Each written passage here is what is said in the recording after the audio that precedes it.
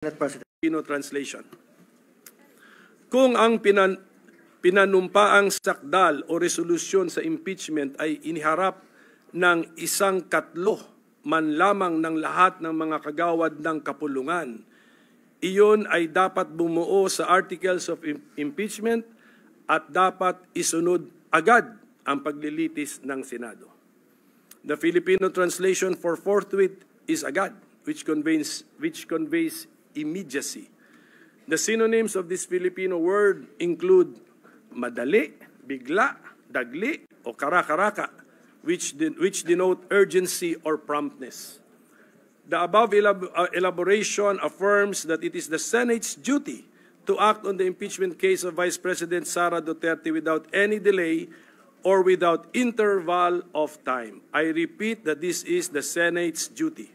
I am submitting a copy of my letter dated February 14, 2025 to the Senate Secretariat to form part of the records of the Senate. In spite of all of my efforts, member of the minority na nga ako, I am also being hit by all these attacks against the Senate. How much more kayo pong nasa majority? We should all be concerned about what is happening. One writer wrote, all of the country's senators, yes, all of them, as embodiments of the Senate, are failing the Filipino people. Hence, I have every right to stand up to express my question of privilege as I worry about our beloved institution's reputation, integrity, dignity, and even our place in Philippine history. It is now June 9, 2025, or more than 4 months since the filing of the articles of impeachment, and the Senate has not yet started the trial. Tama lang po na mainip ang taong bayan kung kailan ba natin gagampanan ang constitutional duty natin. Indeed, there is a reason for the no trial fears of our countrymen. To remind us, the articles of impeachment transmitted by the House of Representatives on February 5, 2025 read as follows.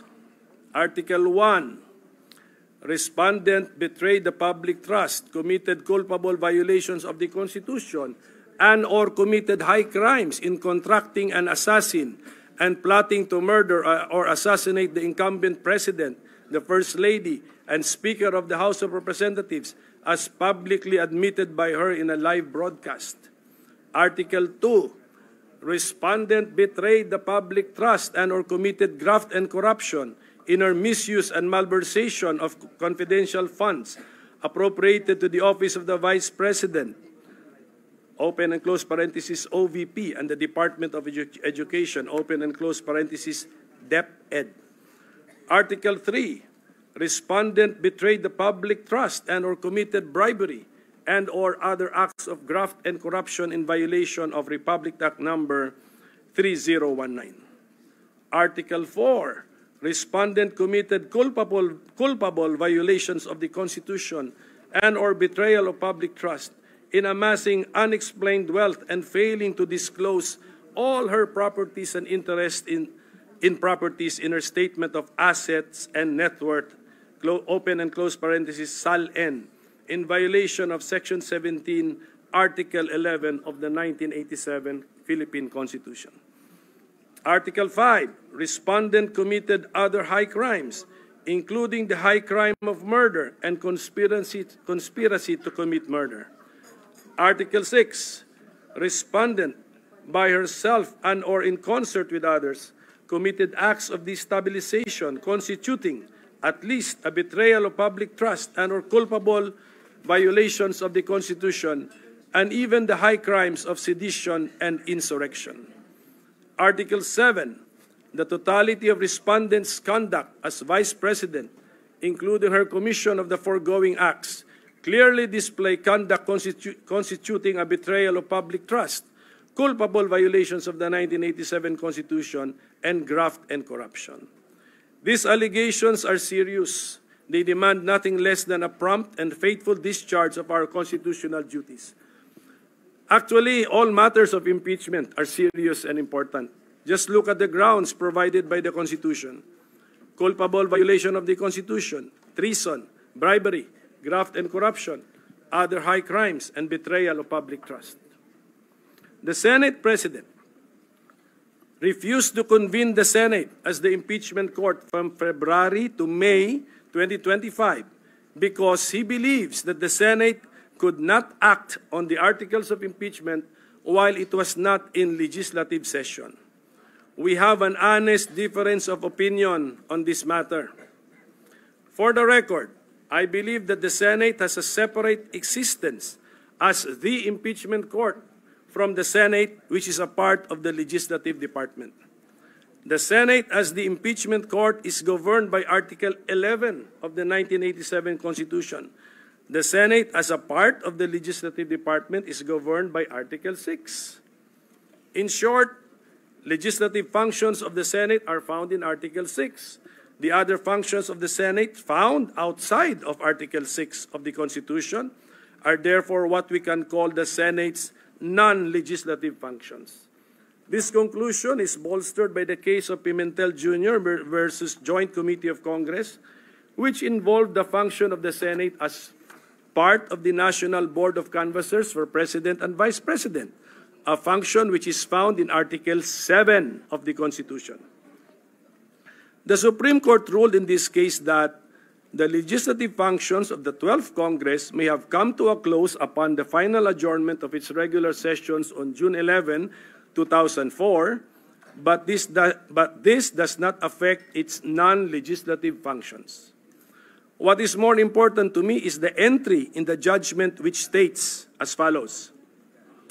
In sum, despite the adjournment sine die of Congress, there is no legal impediment to the Joint Committee completing the tasks assigned to it and transmitting its report for the approval of the joint public session of both houses of Congress, which may reconvene without need of call by the President to a special session. I want to focus on the phrase, without need of call. There shall be no need of a call because the Constitution itself recognizes Congress's existence as the National Board of Canvassers for the presidential and vice presidential elections and mandates the holding of a joint public session. So in short, the source of the existence of the body and the authority and power to carry out its function and duty is the Constitution itself. It is therefore undeniable that the Senate has duties and functions that are not legislative in nature. As an additional argument, still on this honest difference of opinion, let us look at Article 6, Section 19 of the Constitution. Meron naman yung copy ng rules natin dyan ng Constitution. This section talks about two bodies of which Congress, including the Senate, is a member of: the electoral tribunals and the Commission on Appointments. There is a sentence here in that section that the Commission on Appointments shall meet only while the Congress is in session. Meaning to say that if the sentence were not in the Constitution, then the Commission on Appointments can meet even while the Congress is not in session. The electoral tribunals can therefore meet even when the Congress is not in session because there is no such sentence applicable to the electoral tribunals. Unlike the provisions concerning the Commission on Appointments, there is no similar constitutional limitation found in Article 11 on when the Senate as the impeachment court can convene, meet, or hold sessions in order to perform its functions. Ulitin ko, wala pong sinasabi na ang Senado as the impeachment court shall meet only while the Congress is in session. Wala. Wala po yan. Clearly, therefore, the Senate as the impeachment court could have proceeded with the trial of the articles of impeachment even if the Senate as a legislative body was not in session. But that period of time from February to May 2025 is lost time already, like water which has passed under a bridge. To remedy the situation, let us focus on the here and now. Per the proposed calendar of the impeachment trial, attached as Annex A to the letter of the Senate President addressed to all senators dated February 24, 2025, we were supposed to have allowed the panel of prosecutors to present the articles of impeachment on June 2, 2025 at 3 p.m. and to have convened the Senate as the impeachment court on June 3 at 9 a.m. I am also submitting a copy of the letter of the Senate President dated February 24, 2025 with its Annex A to the Secretariat to form a part of the records of the Senate. It is stated in the said Annex A that the Senate hopes to adhere to the foregoing schedule, and considering that both the prosecution and defense will have ample time to prepare for the proceedings, will not tolerate any dilatory motion or pleading. Before June 2 arrived, on May 29, the Senate President vacated this proposed calendar of the impeachment court and transferred the presentation of the articles of impeachment by the panel of prosecutors to June 11, 2025, which is a critical date because that happens to be the last day of the legislative session of the Senate per our existing legislative calendar. Last Monday, June 2, 2025, when I asked the Senate President before the plenary on the American practice in impeachment proceedings regarding the appearance of the prosecutors from the House of Representatives, the Senate President answered me with, and I quote, "That in turn will now trigger, if at all, the convening of the impeachment court, where the regular processes would now be followed." Diyan po kami natakot, diyan sa qualifier na if at all. That inserted qualifier casts doubt on whether the Senate leadership will follow what is otherwise a clear constitutional command. It suggests that even after the articles of impeachment have been read and presented, the convening of the impeachment court might still be discretionary or optional. This use of the if at all phrase has not escaped the notice of our citizens. The situation is exacerbated by the pronouncement of the Senate President that, in the end, Senate plenary is supreme. Add to this the circulation of a resolution, although admittedly a draft, declaring the impeachment case de facto dismissed. Can we therefore blame law professors, lawyers groups, civil society groups, known legal personalities, and even ordinary citizens for raising the alarm of a no-trial scenario? So how do we and can we remedy the situation we are right now? The remedy is simple. As senators, we have taken an oath to support and defend the Constitution of the Philippines, that I will bear true faith and allegiance to the same. Let us follow what the Constitution says, most especially those provisions which are directed at the Senate. Sabi ng Konstitusyon, trial by the Senate shall forthwith proceed. There is no if, no unless, no when convenient. Indeed, the Senate has a constitutional duty to hold the trial of an impeachment complaint, especially when it has been filed by at least 1/3 of all the members of the House of Representatives, like in this case against the Vice President. Trial is the most fair course of action because the people need to know if their representatives acted properly and justly by hearing the evidence used by them in filing the impeachment case. And in the name of due process, we need to give the impeached officer the chance to defend himself or herself and clear his or her name. Klaruhin ko na ang pinag-uusapan natin dito ay kung ano ang constitutional duty ng Senado, hindi kung guilty or not guilty na ba ang impeached officer. Saka na ang hatol pagkatapos na ng trial. Ang importante ay mag-umpisa na ang trial proceedings kasi yan ang utos ng ating Constitution.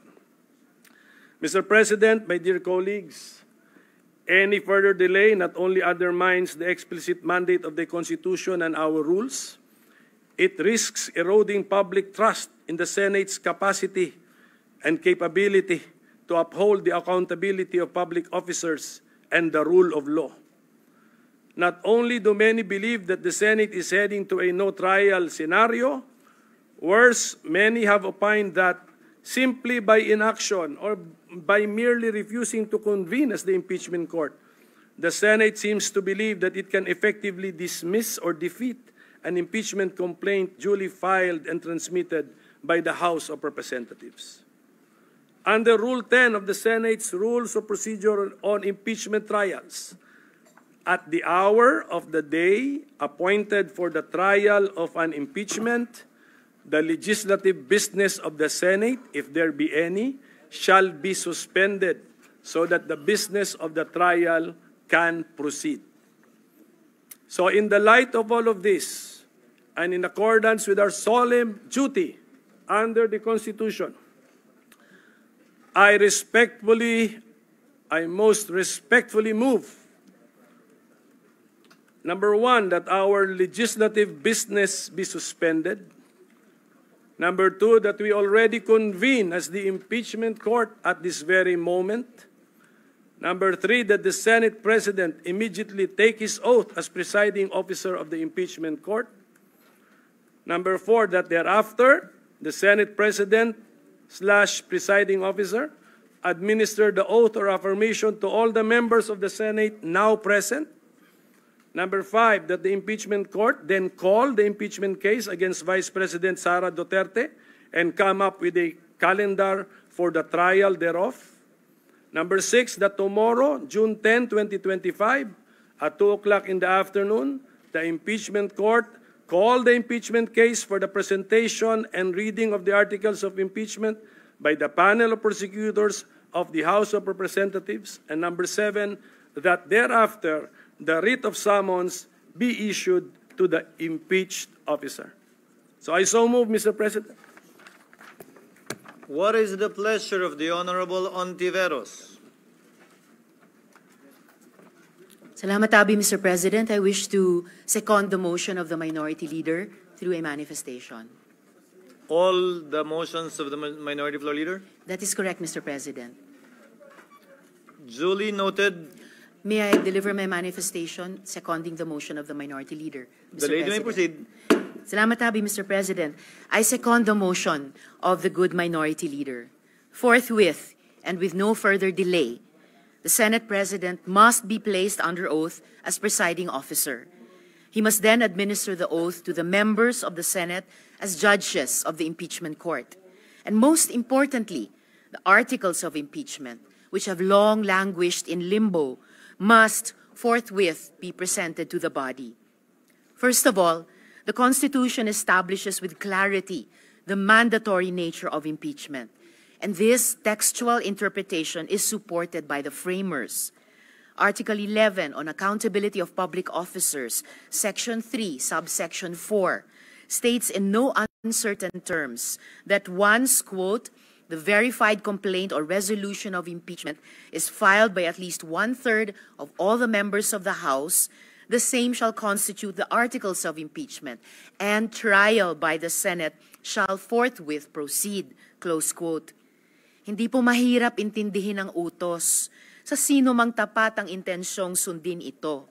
Ang paglilitis ay dapat agarang simulan, nang walang pag-iwas o iba pang pagpapaliban.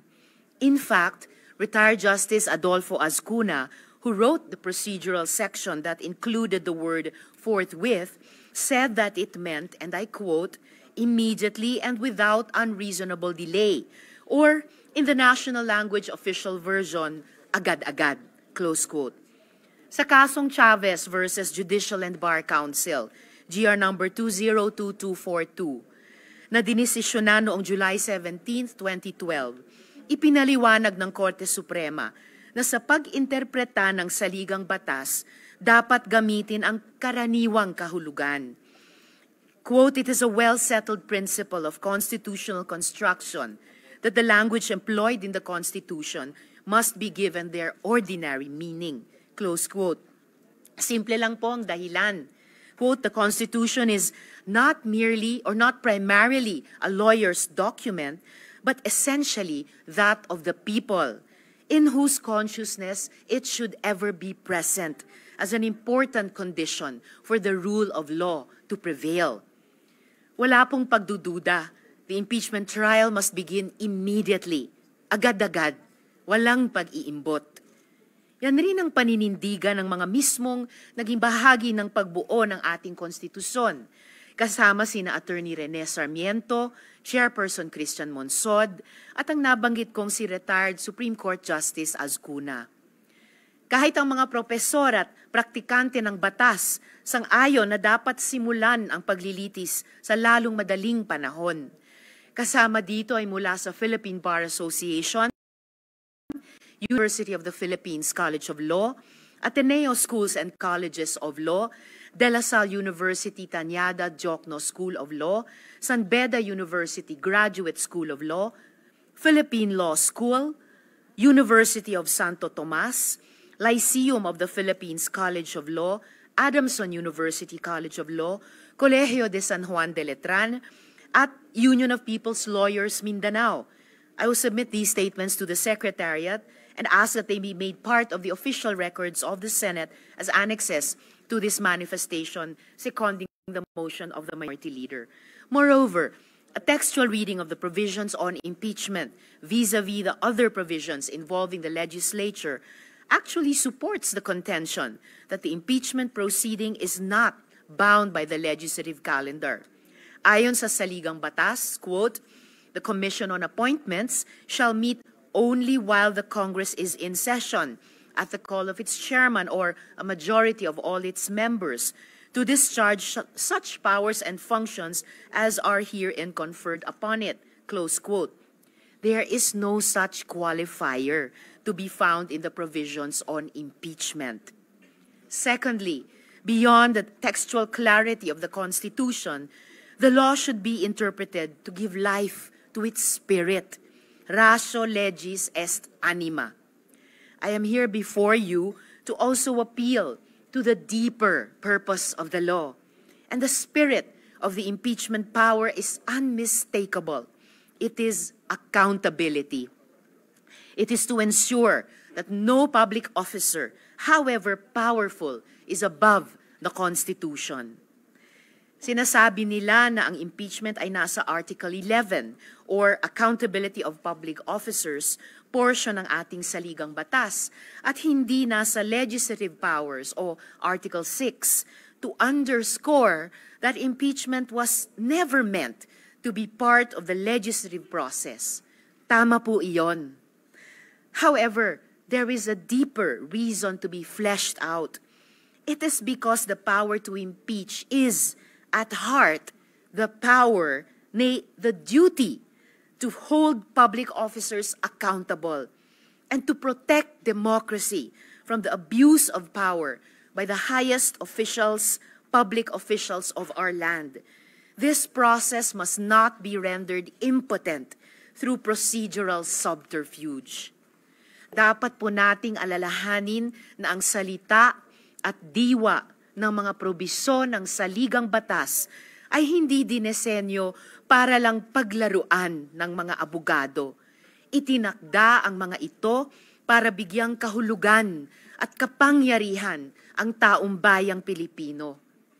Sa pinakaunang probisyon ng Article 11 kung saan matatagpuan ang impeachment ay nakasaad, quote, "Public office is a public trust. Public officers and employees must at all times be accountable to the people," close quote. Sa Article 1, Section 1 naman, quote, "Sovereignty resides in the people and all government authority emanates from them," close quote. Ang kapangyarihan ng bawat opisyal ng pamahalaan ay hinihiram lang po natin sa taong bayan. At ang kapangyarihang ito ay nakasalalay sa patuloy nilang pagtitiwala at sa patuloy nating pagiging katiwa-tiwala. Ang pagdinig ng mga akusasyon sa impeachment trial ay itinalaga ng saligang batas para sukatin kung karapat-dapat pa ring patuloy na ipagkatiwala sa mga pinakamataas na opisyal ng pamahalaan. ang lubos na kapangyarihang iniatas ng taong bayan sa kanila. Proteksyon nito laban sa pagbabaluktot ng batas, malubhang abuso, korupsyon at pagtataksil sa interes ng publiko. Ang pagtakas sa responsibilidad na ito ay insulto sa bawat Pilipino. Thirdly, nothing in the Senate Rules of Procedure in impeachment trials provides basis for this inordinate delay. Much has been said about attempts to follow proper procedure, but our own Senate Rules of Procedure on impeachment trials are bereft of any basis to justify the undeniable delay that has defined the Senate's proceedings thus far. Wala pong sinabi sa rules on impeachment na susundin ang legislative calendar, na bawal mag-impeachment trial on legislative recess, o na pag tinransmit sa last day yung articles of impeachment, ay kailangang in limbo ito, nakabitin sa ere. The inaction of our body on the articles of impeachment transmitted by the House of Representatives on February 5, 2025, is not because of anything definitive or inescapable written in the rules. Hindi po tayo inipit ng rules. Hindi po natin pwedeng sabihin na wala tayong choice, that we were straitjacketed by what our rules on procedure provided. We had a choice every step of the way. And our choice has been to delay, to drag our feet, to hide behind what we say are legal ambiguities. Tapos ngayon, if I might add, biglang bibilisan. An impeachment trial of all of 3 days. We've dragged our feet for several months, and then suddenly we tell the Filipino public that we are able to sift through the evidence and exact accountability from the second highest official in our land within a period of 3 days. What insanity is this?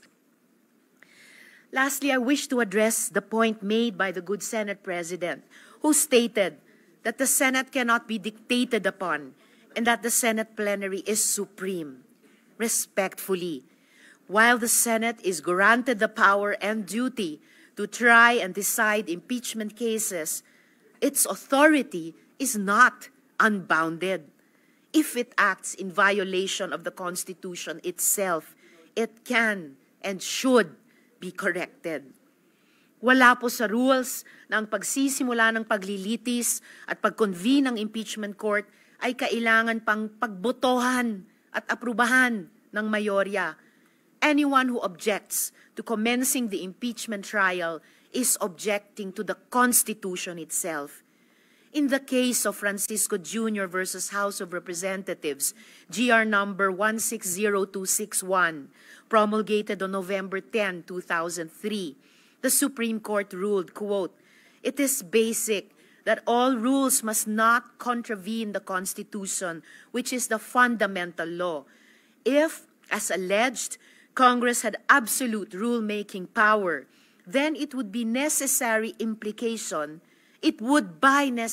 implication have the power to alter or amend the meaning of the Constitution without need of referendum," close quote. Wala pong kapangyarihan ang Senado na iwaksi ang malinaw na utos ng saligang batas. Hinihimo ko po ang pinuno at mga kasamahan ko sa Senado. Sundin po natin ang malinaw na mandato ng saligang batas. Galangin po natin ang taong bayang nagbigay ng tiwala sa atin. At simulan na po natin ang impeachment trial na ito. Dapat ay madali ang dinggin ito at ang paglilitis, sinsero at hindi minamadali. Takulang pasasalamat, Mr. President. Duly noted and entered into the records. What is the pleasure of the Honorable Senator Tolentino? Mr. President, we heard a few minutes ago the statement delivered by the distinguished minority leader.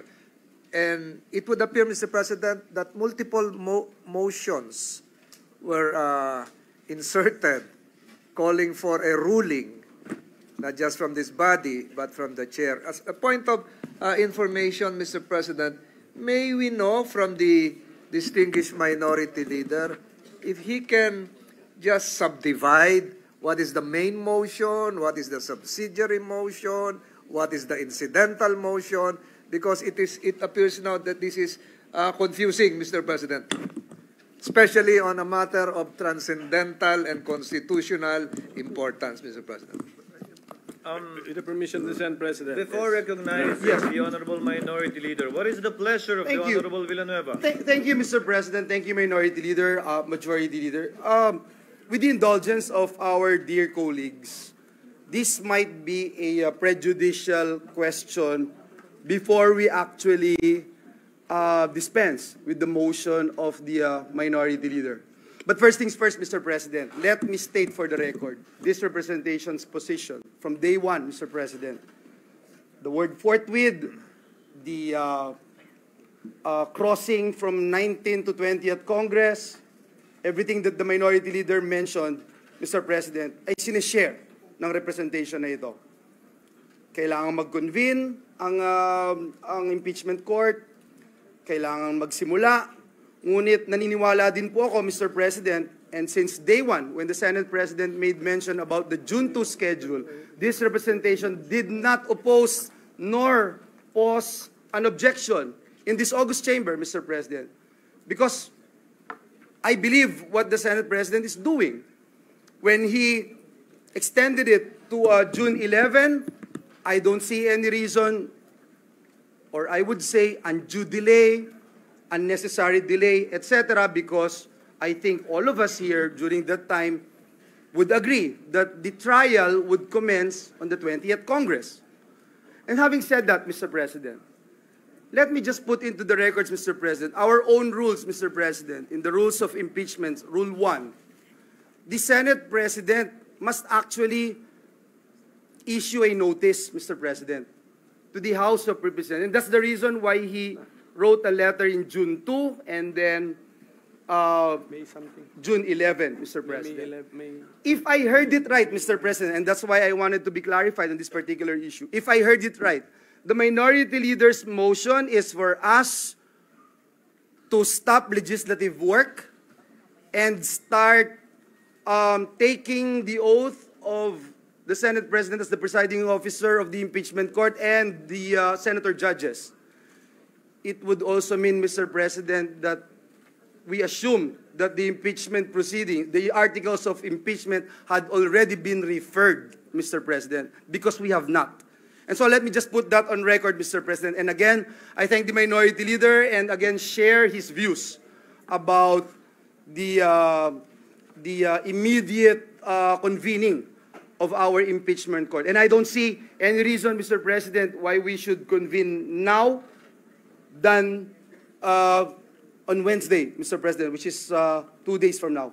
Thank you, Mr. President. Thank you, Minority Leader. So, Mr. President, so that we can... The Minority Leader will respond to the so we can dispose of the pending clarification matter. asked for Yes. by Senator Tolentino. Yes. Yes. You may proceed, sir. So that the body can properly act on the pending matter, which I have raised in my question of privilege based on our rules.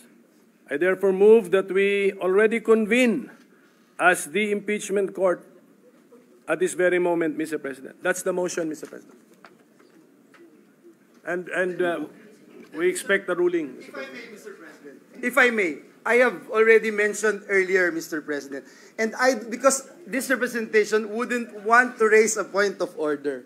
And again, for the record, I share the sentiments of the Minority Leader. We have the same position as to the convening of the impeachment court. We have the same position as to whether or not it will pass through the 19th to 20th Congress. It's the same, Mr. President. But again, I don't want to raise a point of order, Mr. President.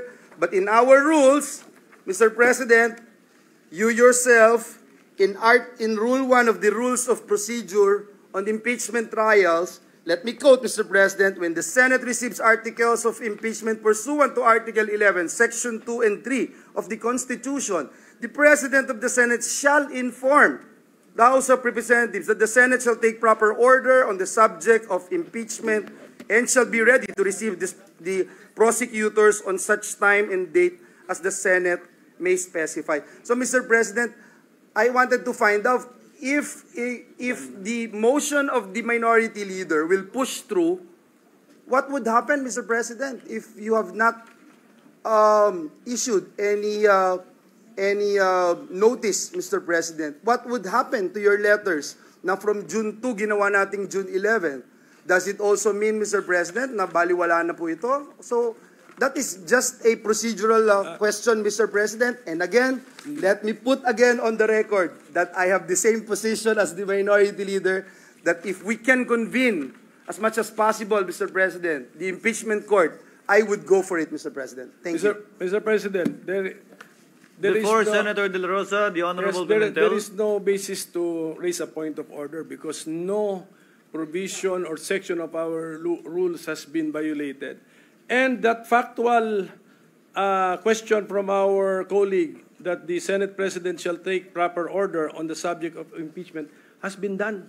There is a letter from the Senate President to the House dated May 19, 2025. Which will be on June 11, Your Honor. No. Hindi na po ito. Ang ibig sabihin lang po nito, itong ating Rule 1 ng ating Rules on Procedure on Impeachment Trials.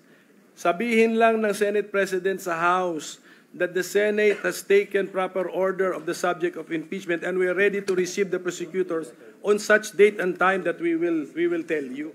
So yun na po yun. So I think this has been satisfied by the does the Secretariat confirm na May 19, 2025 communication from the Senate President to the House of Representatives? Tama po ba?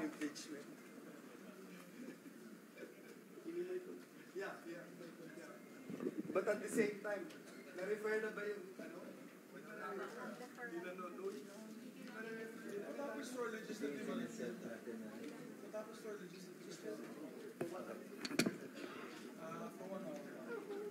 The Secretariat confirms a letter dated May 19, setting the convening of the impeachment court supposedly on June 3, which was later on amended at a later date, setting it on June 11. Before recognizing the Honorable De La Rosa, Chair would like to make of record that as stated in the February 24, 2025 letter of the Chair to all the members of the Senate, where we quoted all the relevant Supreme Court decisions and rules and the basis for the action of the Senate President and Chair, namely, citing precedents as well as the practice both in the past by the Senate of the Philippines and by the U.S. Senate, na nagsasabi, kailangan mabasa in open session ang articles of impeachment. This is clear from the practice in the United States where we lifted, as the gentleman previously stated, more than a majority of our rules, and this was also done in the impeachment complaint. The only impeachment complaint that actually went through to the end during the impeachment trial of Chief Justice Corona. The impeachment articles were read in plenary before it was referred to the impeachment court. However, it was done by the majority leader at that time. That was the first time it was done, not written in our rules too, but when the Secretariat checked precedents and practice in the United States, it was actually the House prosecutors that did it, or who usually does it in the United States. Hence, the notice given for the June 2nd, June 3rd reading by the House prosecutors of the articles of impeachment. Thereafter, that will now be referred to the impeachment court, which will give rise to the creation of the impeachment court, the oath of this representation, as well as the members of the Senate, and the convening of the court to approve its rules and to set the calendar of the court, both either in this Congress or in the next Congress. For the record, as stated by Senator Villanueva, as I stated, both off the record, meaning in media interviews, that the Chair is of the belief that this will cross over to the 20th Congress, very much like the citations given by the Honorable Pimentel, not only because presidents in the U.S. so state, we have our own precedents too with respect to the Senate Electoral Tribunal, where the questions pertain to a term spanning 6 years, which therefore crosses over to the next Congress, despite the fact that the members of the Supreme Court constituting the SET and members of the Senate constituting the SET have been changed in the course of the change of the new Congress. And finally, as a point, Chair also made known its position that as a general rule and as a general principle, the law frowns upon starting something and not finishing it. Tulad na lamang ng mga kaso nakabinbin sa korte, hindi porkit nagpalit ng judge o nagpalit ng mga maestrado ng korte, automatic dismissed yung kaso. Magpapatuloy yung kaso hanggang yon ay matapos. Before recognizing Senator Pimentel, may I ask, what is the pleasure of the Honorable De La Rosa, who was earlier raising his hand in the middle of the discussions?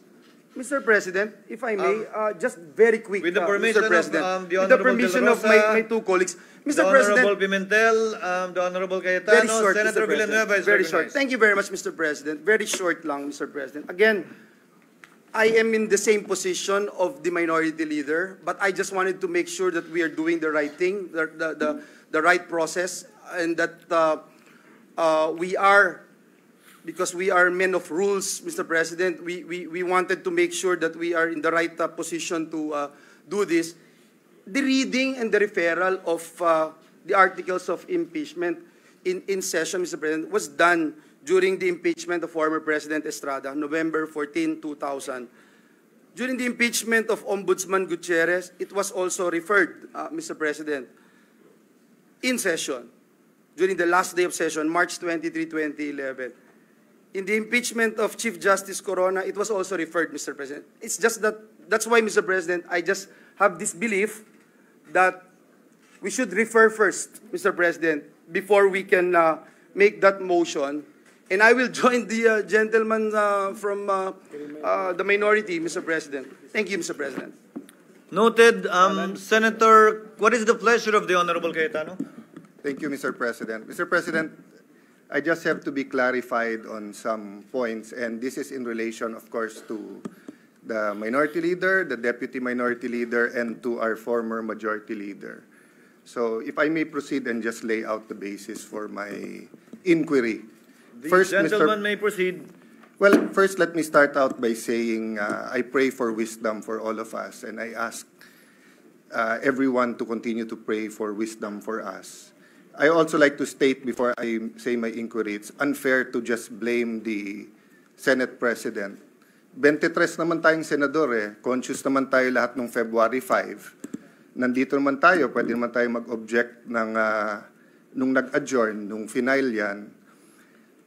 So, as the minority leader said, nandyan na yan, wag na natin tignan yung nakalipas. Forward na tayo, no? Second, I just want to comment dun sa mga law schools. I appreciate it, and I'm happy they're very active, and I'm happy that they have statements. But may I advise them also to be consistent? Kasi si Congressman Cardema nag-file ng impeachment laban sa Pangulo. Hindi tinanggap sa House eh. Wala naman ako narinig na mga sinasabi na dapat ang konstitusyon masunod at dapat tinanggap ng House yan. So, of course, hindi naman trabaho ng mga law schools na in each and every impeachment case magsalita. Pero in a highly charged environment.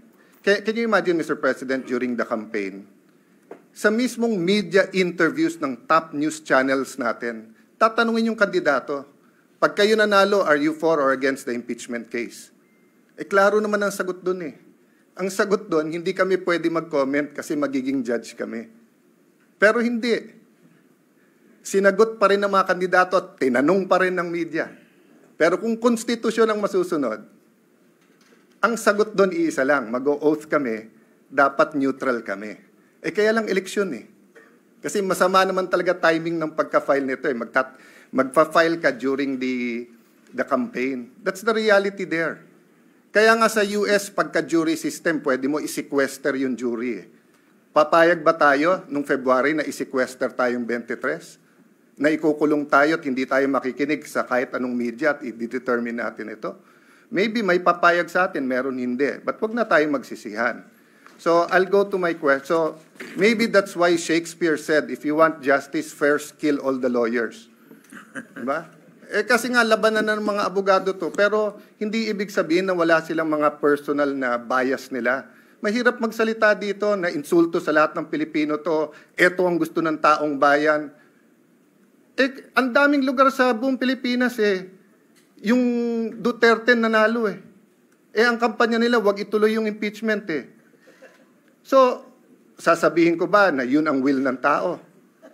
Pero kung titingnan ko naman lahat ng comments ngayon sa Facebook, sa SOCMED, gusto naman ituloy. Pati si Vice President Sara, sabi niya, I want to be held accountable. So siya yung ba sabihin ko, yan ang gusto ng taong bayan. Napakahirap po nung sitwasyon natin. That's why we need wisdom. But first question ko po, prejudicial question. Ano bang rules ang unang masusunod? Rules ng Senate o rules ng impeachment? Bakit to importante at bakit to prejudicial question? Tinitignan ko po kaninang umaga yung comment, allegedly, hindi ko sure, wala naman nakalagay doon na siguradong totoo yun, but meron pong comment ang defense team ni Vice President Sara Duterte. Correct me if I'm wrong, Senator Bato, Senator Bongo, my good friend, my brother, Senator Robin, kasi hindi ko alam kung official yon. To paraphrase, ang sabi nila, hindi magandang mag-comment sila, but they'd like to reiterate na tingin nila labag sa konstitusyon yung impeachment complaint na to dahil ito'y pang-apat at lumalabag to sa isang complaint sa isang taon. Okay. Kung yun ang stand nila, sino po ang hihimay sa issue na yan? Ang plenary ba under the Senate rules? Or yung impeachment court under the impeachment rules. Bakit ko po ito sinasabi? Kung may pinadalang bill ngayon yung House of Representatives, halimbawa dyan sa 200 pesos, at second reading pa lang halimbawa siya, pag nireport natin sa Committee on Rules natin yan, magbabaycam na ba kagad tayo o sasabihin natin, sandali lang, second reading pa lang sila, kailangan mo ng third reading pa lang. Ang sinasabi sa akin ni Senator Villanueva ngayon, pinadala lahat ng records except for the bill that they pass. So we cannot act on the 200 peso minimum wage, additional sa minimum wage. But that's my point, Mr. President. Sino po magde-decide? Tayo po ba as senators o tayo as senator judges? Kung nilabag ang konstitusyon doon. And doon naman ako sumasang-ayon sa mga law schools. Let's proceed. Let's look at it. But yun nga ang question. Yung complaint ba is firm, legal, according to Constitution, or may constitutional infirmity ito? My last question is just a question of logic. Nag-move yung ating minority leader na to convene na as a impeachment court. Yung ating deputy, sabi niya, hindi na kailangan magbotohan. Pag nag-move ka, may botohan. So, sino masusunod sa dalawa? Why do I say this? I'm saying it not because it's funny that one will move and then kailangang magbotohan and the other one will move na magbotohan. Kung matalo botohan, sabi niya, hindi kailangan ng botohan I say this for a simple practical reality. When you say the Senate, it is composed of 24 or in this case 23 senators. So pag sinabi mong gumalaw ang Senado, ibig sabihin po either walang nag-object or may botohan at yung majority masusunod. I cannot say right now like Senator Villanueva that I'm 100% in agreement with Senator Coco and Senator Risa. I can tell you I'm in agreement with certain things they've said. For example, Mr. President, it's our constitutional duty. Kailangan mag-proceed. We should have done it earlier. But again, I won't blame you. I won't blame them. I'll blame myself. I could have written you a letter. I could have said na February, mag-ano na tayo. But let me just explain that one point. Why didn't I write you a letter, Mr. President? Kasi pag Pangulo yung ini-impeach, every single day na nandyan, kung totoo ang allegation sa Presidente, we all suffer. The country suffers, our institution suffers, accountability suffers. Pero pag Vice President, especially ngayon, hindi naman siya binigyan ng ibang trabaho eh. Wala naman siya sa kabinete. Yes, I want accountability. Pero between today and Wednesday, I'd rather pass yung Konektadong Pinoy at saka yung e-government at lahat ng ibang bills na nakapending dyan. So, Mr. President, may I end by reiterating the question. Do we follow first the rules of the Senate or do we go into the impeachment court? Sino magde-decide nung allegations ng defense na na-violate ang Constitution sa one impeachment per year? The second is just to continue my observation, Mr. President. I agree with many here. Wala tayong choice, forthwith. But I disagree na sa Tagalog, agad-agad ang forthwith.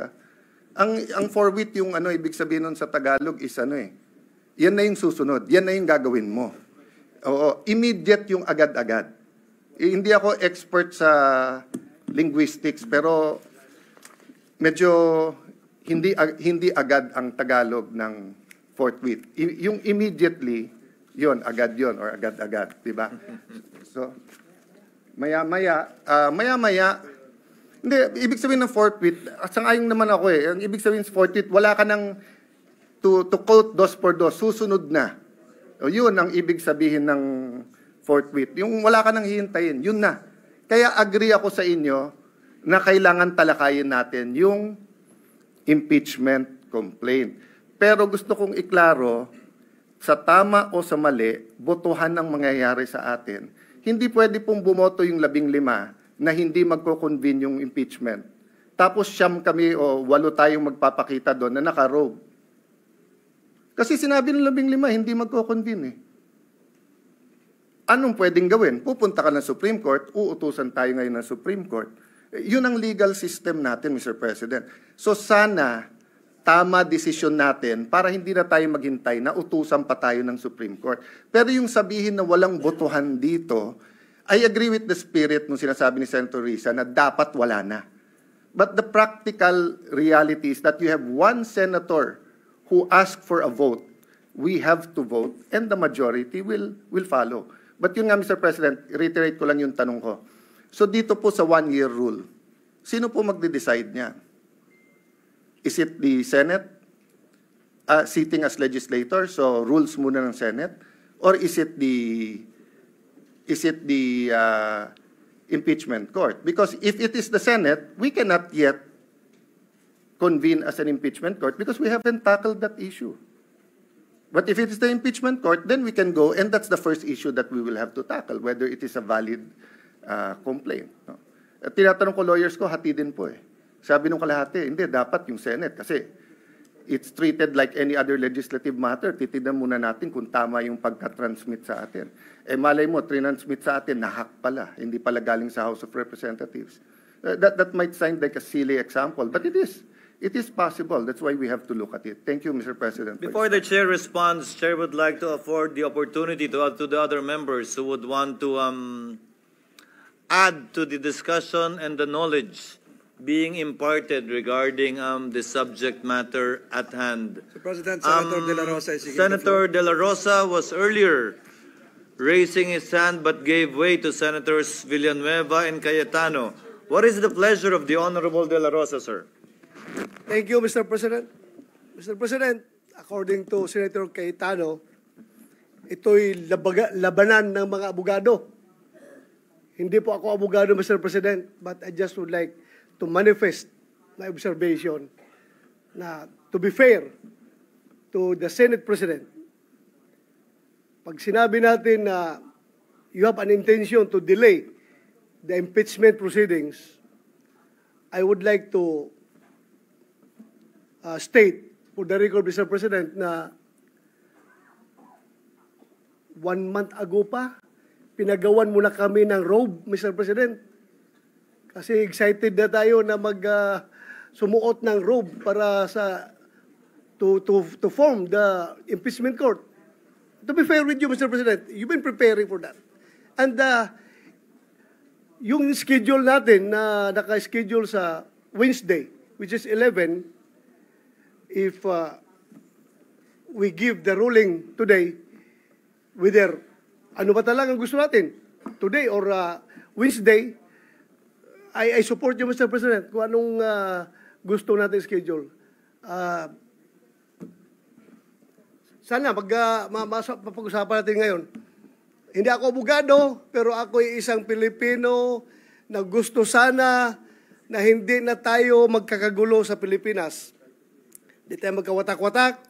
At yung mga nagyayabang dyan, na sabi nila, gusto daw ng taong bayan, na ito ay talagang magkakaroon na kagad ng impeachment, taong bayan, ginagamit. I don't know kung sinong taong bayan yung sabi nila. Because alam ko, Mr. President, halos lahat ng tao ng Mindanao at ng Visayas, as I have observed during the campaign period, ang sabi sa atin is, Sir, ibubuto kita kung hindi ka magboto sa impeachment or hindi ka magboto sa conviction. Yun ang sinasabi ng taong bayan. Kaya please, do not use the term taong bayan palagi because taong bayan is hindi lang kayo. There are always two sides of the coin. Bakit ba? Wala bang value yung mga taong bayan na nagsasabi na ayaw namin ng impeachment? Gusto nila? Ang iba-value ng Senado ay yung mga tao lang na nagsasabi na forthwith kuno yung impeachment na yan. Ano, kalimutan na natin yung ibang tao na majority na nagsasabi na ayaw namin ng impeachment dahil panggugulo lang yan sa ating bansa. Lalo tayo nagiging divided. Lalo nasisira ang ating ekonomiya. Mga investors umaalis na dahil ang gulo ng Pilipinas. So yun lang po, Mr. President. I am 101% supporting you. What's your stand, Mr. President? Thank you, Mr. President. Noted and entered into the records. Senator Ontiveros, our Deputy Minority Floor Leader, is recognized. Salamat po, Mr. President. I respond a comment on the second point of the good gentleman from Taguig and Pateros because there's nothing funny or illogical in and between the motion of the minority leader and the seconding of this representation. The motion of the minority leader is to convene at this very moment. That is what is to be subjected to a vote. Now, instead of on Wednesday. To convene at all is not to be voted upon. Sa usaping yan, sundin lang natin ang konstitusyon. Salamat, Mr. President. Mr. President. Mr. President. With the indulgence of Senator Pimentel, Chair recognizes Senator Cayetano, thereafter Senator Pimentel, thereafter Senator Padilla. Senator Cayetano, you may proceed. Mr. President, I don't want to further the division or the debate, and I wasn't making fun of it. Ang sinasabi ko po, the reality is may tama at mali, may moral, immoral, may legal at illegal. Hopefully, dun tayo parati sa tama. Hopefully, ang legal, yun din ang moral. Ang problema in a collegial body, Senate, House, Commission on Appointments, we move as one based sa pagboboto. So it's just showing the irony that if the minority leader was moving that we've convened now, and the deputy minority leader was saying, you don't need a vote. But if you can vote whether it's now or Wednesday, then I can also argue, then I can also move na saka na.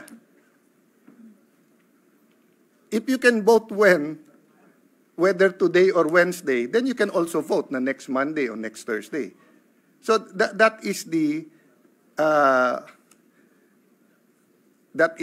paradox we are in today.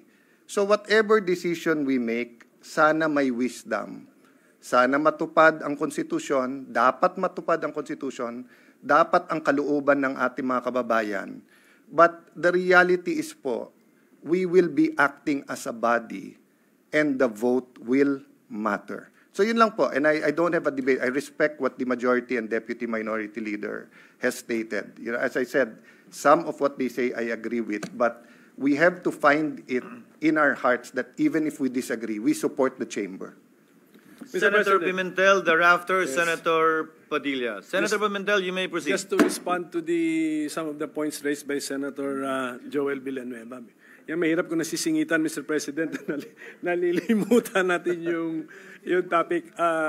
Mr. President, siguro i-inform ko lang yung body, no, na yung referral of an impeachment of the articles of impeachment to the Committee on Rules is not found in the rules of the Senate as a legislative body, and it's not found in the rules of the Senate as the impeachment court. So you cite past practice. Okay. But then, It's the reading. I don't think the Senate President will dispute my projection or my anticipation that he intended actually to introduce something new. For this particular impeachment case, he will refer it, the plan of the Senate President is to refer the after the reading, the read articles of impeachment directly to the impeachment court. So ibig sabihin nun, talagang pwede tayong mag-introduce ng innovation because the past practice is not supported by the letters of our two sets of rules, Mr. President. So, ang aking point is, we can actually, so the motion, actually, do not fear this motion because this motion will only take up little of our time.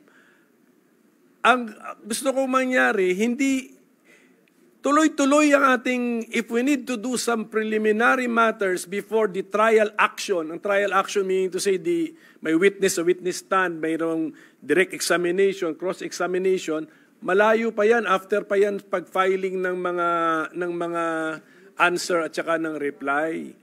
Pero ang aking point is, we can convene the impeachment court so that we can now take the Senate President as presiding officer can take his oath.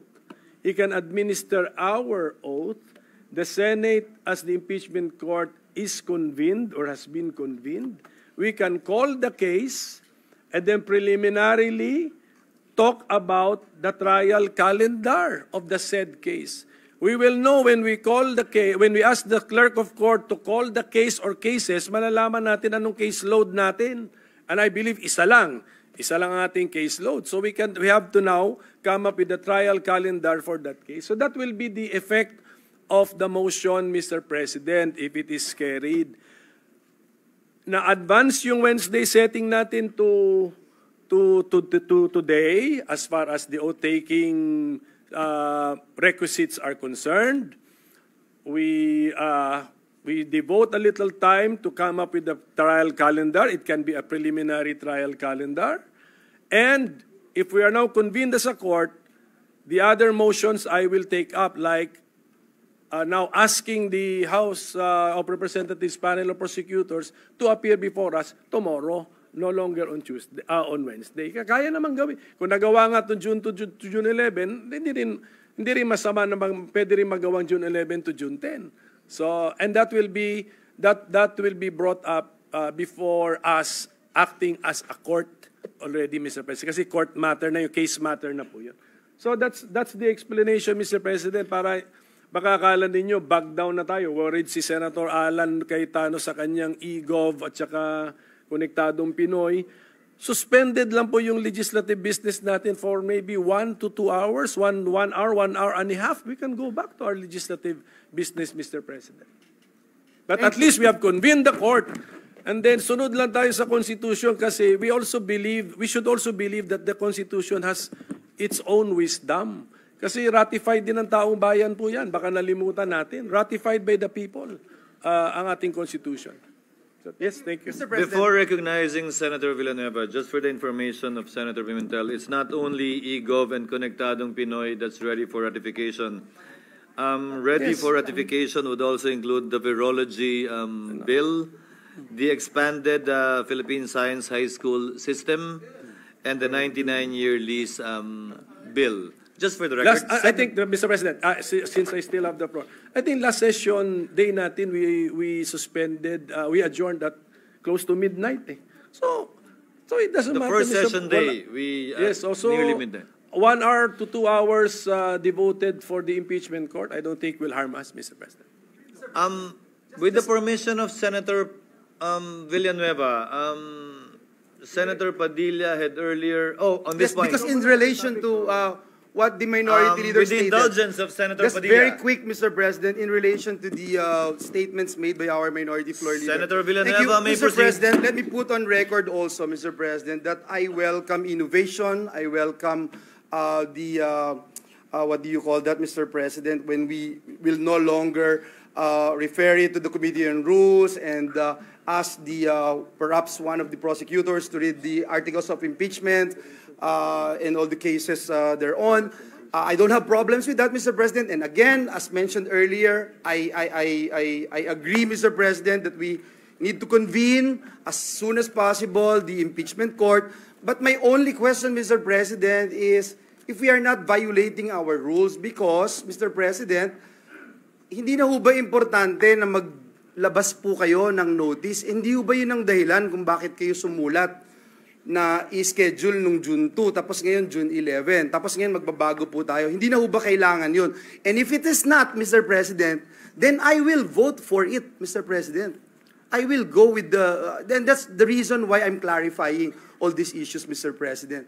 Kung hindi na kailangan magbigay ng notice, because at the end of the day, we wanted to protect and give importance to due process, Mr. President. That's all I'm saying, Mr. President. We don't want any legal infirmities, Mr. President, along the way. And I know that once we convene as an impeachment court, marami pa ho tayong mapag-uusapan ng mga issues. Maraming salamat, Ginoong Pangulo. Thank you, Senator Robin Padilla, for yielding the floor to this representation. Thank you. With the indulgence of Senator Pimentel, Chair would now like to recognize Senator Padilla.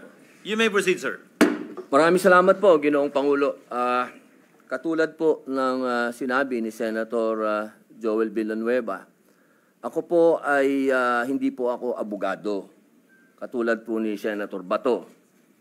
Pero sa maikling panahon ko po dito, lagi natin binubuksan ang ating rules. At yan po ang unang-unang dinala sa akin nung ako po ay nanalong senador at ako po ay pinuntahan ng sekretariat. Ang una pong binigay sa akin ay yung rules. Napaka-importante ng rules. Yan po ang unang-una talagang isinaksak sa aking ulo. At bukod po doon, tradisyon. May tradisyon dito na kailangan susundin mo, lalo ka na neophyte.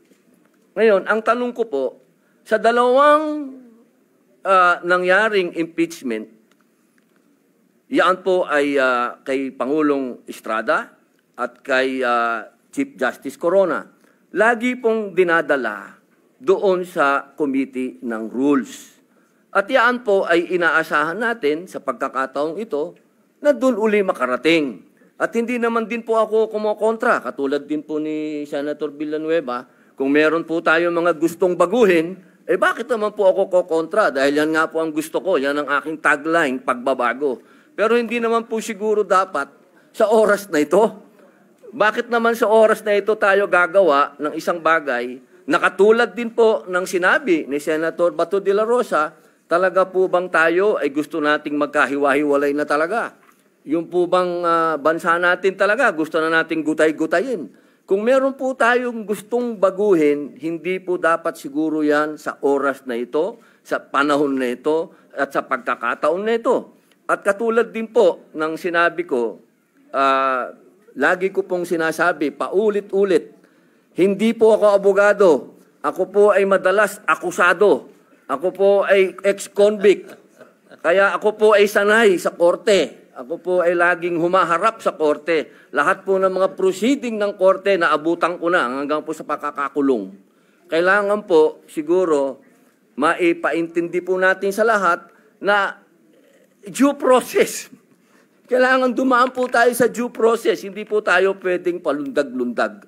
Yun lamang po. Maraming salamat po, Ginoong Pangulo. Thank you, Senator Padilla.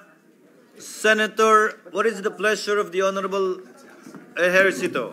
Yes, Mr. President, just like to second the motion of You may proceed, sir. the parliamentary query, Mr. President. Doon po sa punto na niraise po ni Senator Villanueva regarding at present the rules on impeachment trials, the Senate has the duty to inform the House of Representatives that we are ready to receive the prosecutors.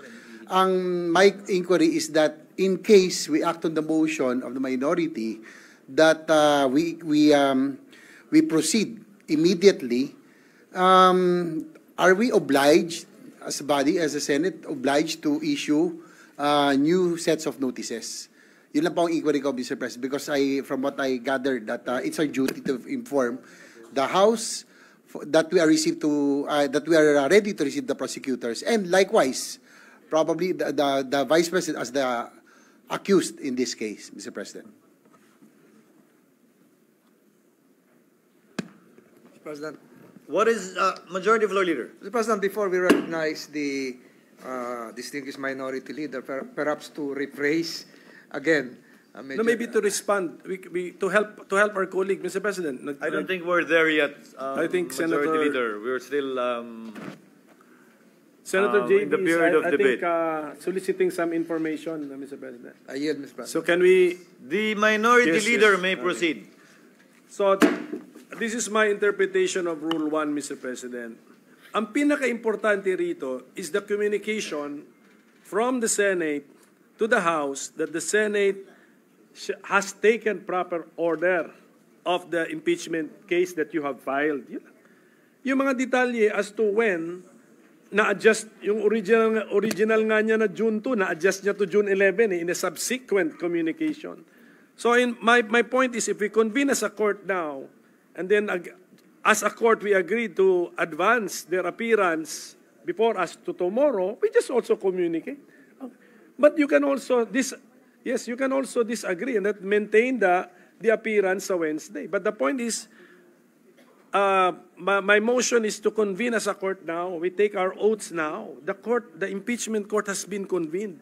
This is more in keeping with the spirit of the Constitution na ang aksyon agad. Tapos pala, balikan ko na lang yung issue kanina just for the record kasi yung pagtagalog ko or yung pagka-Filipino ko sa provision na English na nasa Constitution, dun yung sa official Filipino version. Ang sinabi dun, sunod agad. So do not dispute na hindi ang katumbas ng forthwith sa Filipino ay hindi agad. Agad nga yung nasa official version. So hindi na ako mas marunong sa mga nag-translate po ng Constitution sa Filipino, sa wikang Filipino. So I hope this will help our colleague, my explanation will help our colleague when he makes his decision on the pending motion. So with that, Mr. President, I think I've already restated my main motion earlier, Mr. President. So I think it's time that we dispose of the pending matter, Mr. President. Mr. President. Kasi mix.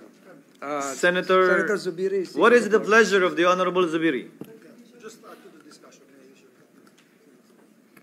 Thank you, Mr. President. Mr. President, just to add to the discussions, because the Senate right now is under extreme pressure. All eyes are on us, Your Honors.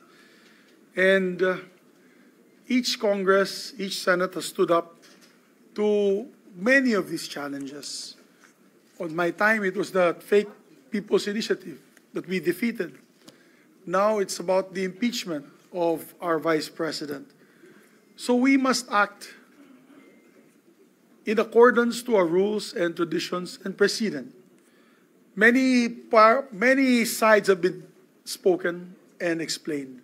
The good minority floor leader wishes to have it the soonest possible time, although our precedence, Mr. President, is that we file it to the Committee on Rules. The Rules releases the report, and then we take action as jury, as judges on this impeachment court.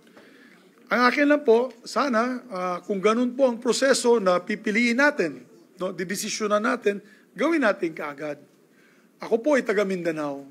Pareho po kami ni Senator Bato de la Rosa. Kaya ako hindi naniniwala sa mga survey. Kasi the surveys were read wrong in May, what was that? May 12? May 12, 2025. All surveys were thrown out the window. And the real story was 7 of the 12 senators were not members of the alliance. So, of the national government. So, ibig sabihin, may mensahe po silang ipinapadala sa taong, sa lahat, sa buong Pilipinas, na kaming sa tagasulok ng Mindanao at Visayas ay meron din boses pagdating sa halalan. Pero bilang senador, Mr. President, we must do our constitutional mandate with due respect to all those concerned. Mandato natin sa Constitution yan. At nang hindi natin gagawin yan, ay bugbog tayo sa mata ng publiko. So that's why I agree with the Minority Floor Leader. Whatever the outcome of the trial, you end up voting. For one, I think it is a weak case. But I will reserve my judgment until all the evidence is presented to us, and then we will make the proper vote when the time comes. Pero ang punto dyan ay dadaan tayo, kailangan natin dumaan sa constitutional process that was given by our forefathers when they wrote the 1987 Constitution. Yun lamang po, huwag na po natin patagalin pa. At sa tingin ko, isa pang tanong, ay pwede ba ito tumawid sa 20th Congress? Personally, I've said this to the media, I said, personally, I think hindi siya pwedeng itawid sa 20th Congress. Na kung pwede, pagdebatihan na natin yan ngayon. Kung gusto nyo, hanggang petsa 30 ng Hunyo, araw-gabi, nandito tayo. Pero kasi, meron pa mga constitutional questions with the Supreme Court. So, my point being is, let us follow our constitutional mandate of the Constitution. So I agree with the Minority Leader, but at the same time, I also agree with our colleagues, Mr. President, that proper procedure should be followed. Para pabilisan na lang natin yan. Para malitisan natin na maayos, mapakinggan natin ang mga ebidensya, kontra at pabor sa ating mahal na Vice Presidente, and then we make the decision at the proper time. But I don't think we can skirt from our constitutional duty. I'm not a lawyer. I'm an agriculturist. But I truly believe when I took my oath to defend and protect the Constitution, we must do so without fear or favor. Yun lamang. At the end of the day, this is a political exercise. Boboto tayo. Di boboto tayo. Tama? Minority Leader? Yun lamang po, Mr. President. I just had to weigh in. Because the Senate, I love the Senate, Mr. President. I love this institution. And I don't want to see all the brickbats that are being thrown to us saying that we are not doing our duty. We must stand up and rise to this occasion and do our duty. Thank you, Mr. President. Thank you, Senator Subiro. Before we dispose on the matter pending at hand, Mr. President, I think Senator Grace Poe is seeking the floor. Is recognized.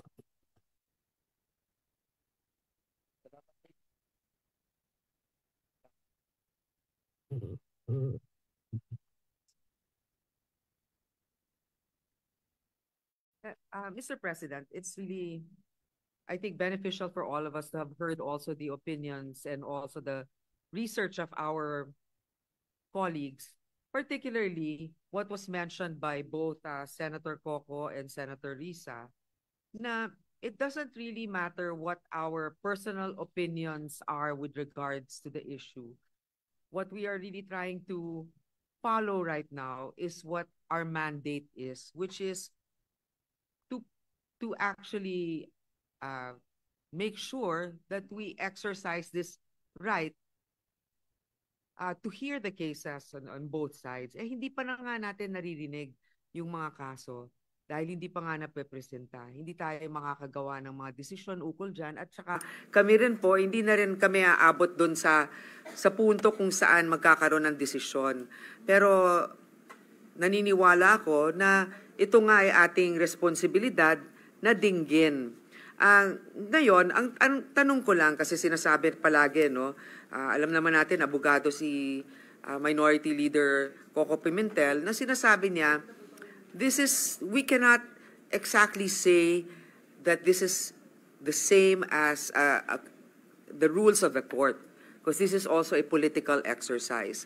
Meaning, I also agree that it can continue. Kasi nga, di ba yung sa Senate Electoral Tribunal cases na natapos na yung isang Congress, ay patuloy pa rin yung mga kaso dyan. So, pero ang isang tanong ko, ewan ko kung may makakasagot nito. Kasi 'di ba, ang official date na matatapos talaga yung 19th Congress is June 30, 'di ba?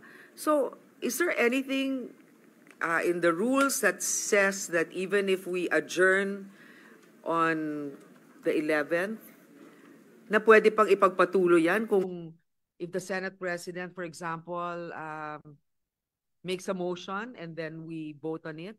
Is this something that can be continued until June 30? Yun lang yung tanong ko.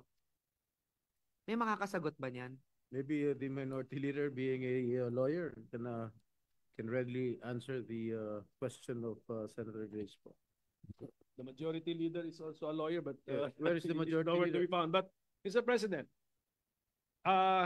yan po yung atin ng sinasagot noon kasi nag-introduce sila ng konsepto na pagka sine die adjournment, no matter can be taken up. Inayos na natin yan, ang sinabi natin, non-legislative matters can still be taken up.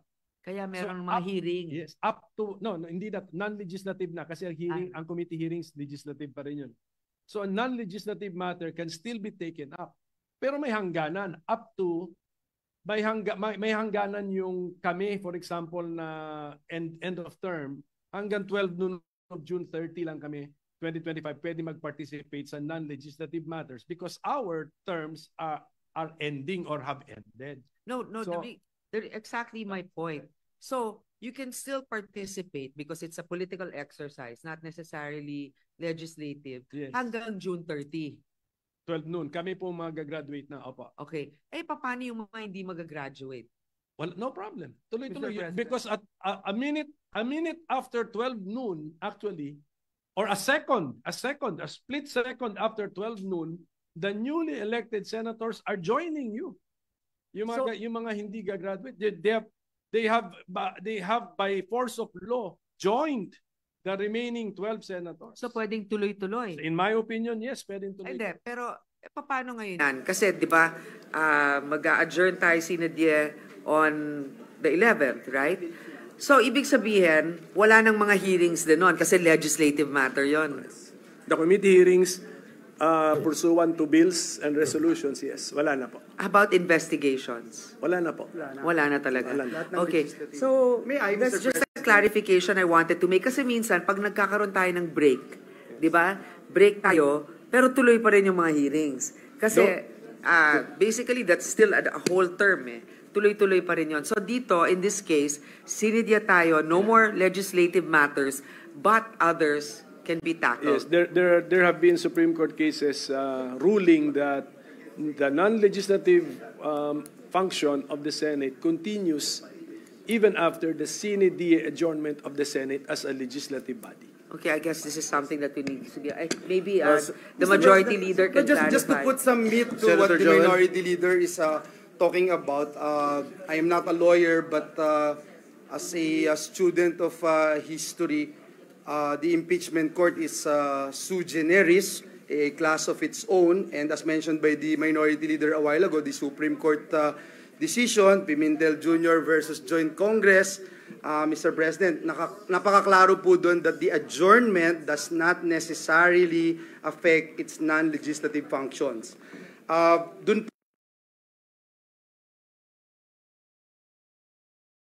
bang rules? Doon po sa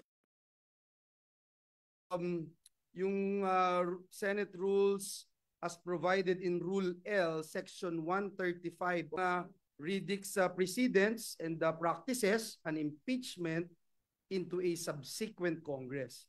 At sinasite po nito yung redicts precedents and practices. It cited as an example yung impeachment against U.S. District Attorney, etc., etc. So just to put that on record, Mr. President, and help in the discussion of my dear colleagues. Thank you. Thank you, Senator Joel. Majority Leader, I think you have Just a point of clarification. There was a rule. opinion. There was a rule mentioned pronouncing a carryover. May we know the Yes. exact page of the rule? Maybe Senator Coco Pimentel. May you please answer the query of the Majority Leader, Mr. Minority Leader? The exact provision, Mr. President.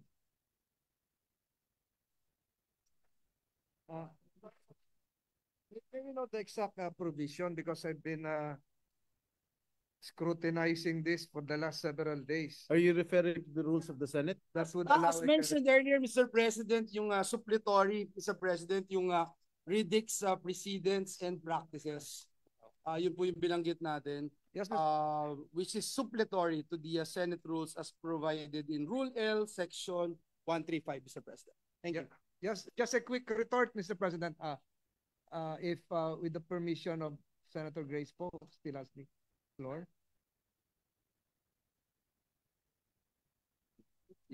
Just a quick retort. Alam mo, Mr. President, laging nababanggit yung i-clarify ko lang. Matagal ko nang gusto itong i-clarify ito. Meron daw mga Supreme Court decision. Ko nang gusto itong i-clarify ito. Meron daw mga Supreme Court decisions na sinasabi pwedeng ituloy yung non-legislative functions. Binabanggit yung Pimentel versus the Pimentel case, National Board of Canvassers. Meron pang binabanggit yung I think Francisco. Mr. President, let me just clarify this. For the sake of academic and scholarly good atmosphere for law students and members of the bar as well. Alam niyo po, yung mga binabanggit na non-legislative functions wherein the Supreme Court allowed the continuation way beyond the period of or the lifespan of a Congress refers to a periodically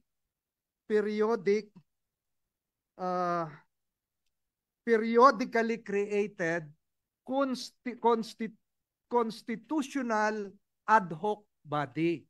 Alam niyo po yung National Board of Canvassers, pagkatapos ng isang eleksyon, presidential elections, nakalagay sa ating saligang batas, created talaga yon to count and canvass and to proclaim. Ganon din po yung mga ilang tribunals, yung mga electoral tribunals, etc., etc. Periodic, predictable, regular, constitutional, ad hoc bodies. Kaya po, tuloy-tuloy yun kasi may command po ang Constitution, merong provision pertaining to this periodically created ad hoc bodies. Ang impeachment trial court po is not periodic. Hindi po ito tuwing magkaka-eleksyon, merong impeachment trial court. Hindi po ito regularly created. Ito po ay nakikreate lang pag merong nagsampa ng kaso sang-ayon po doon sa ating saligang batas that would trigger the words initiate coming from the House of Representatives, the word again, often used, yung forthwith.